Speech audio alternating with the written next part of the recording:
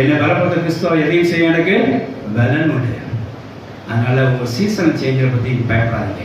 உங்கள் காலத்தில் மாற்றத்தை குறித்து நீங்கள் பயப்படாதீங்க. உங்களோட கிளைமேட் சேஞ்சை கொடுத்து பயப்படாதீங்க. உங்கள் வீட்டில் அப் அண்ட் டவுன் காரியத்தை கொடுத்து பயப்படாதீங்க.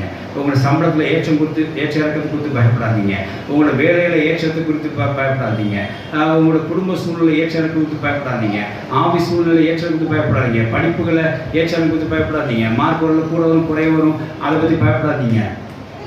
கர்த்தர் கூட இருக்கிறார், அவங்களை பலப்படுத்துறாரு, முக்கிய காரியம். ஹல்லேலூயா, அது போதும். ஹல்லேலூயா. ஏன்னா எவரையும் என்ன செய்ய முடியும்? அவர் பலப்படுத்த முடியும். 2ஆம் ரேங்க் ஃபர்ஸ்ட் ரேங்க் ஆக்க முடியும். 12ஆம் ரேங்க் எடுத்தவனே முதல் ரேங்க் ஆக்க முடியும். யாரும் கர்த்தர் செய்ய முடியும், பலப்படுத்த முடியும். இன்னைக்கு தான் சீசன் இன்னைக்கு எப்படி இருக்கு? இன்னைக்கு தான் சீசன் நம்ம பட்னியா இருக்கிறோம். இன்னைக்கு தான் நம்ம சீசன் திருப்தி இல்லாம இருக்கிறோம். கர்த்தர் பலப்படுத்தும் போது திருப்தி அடைவோம், பரிபூர்ணம் அடைவோம். எப்போதும் எந்த சூழ்நிலை பரிபூர்ணம் அடைய கற்றுக்கொண்டேன்.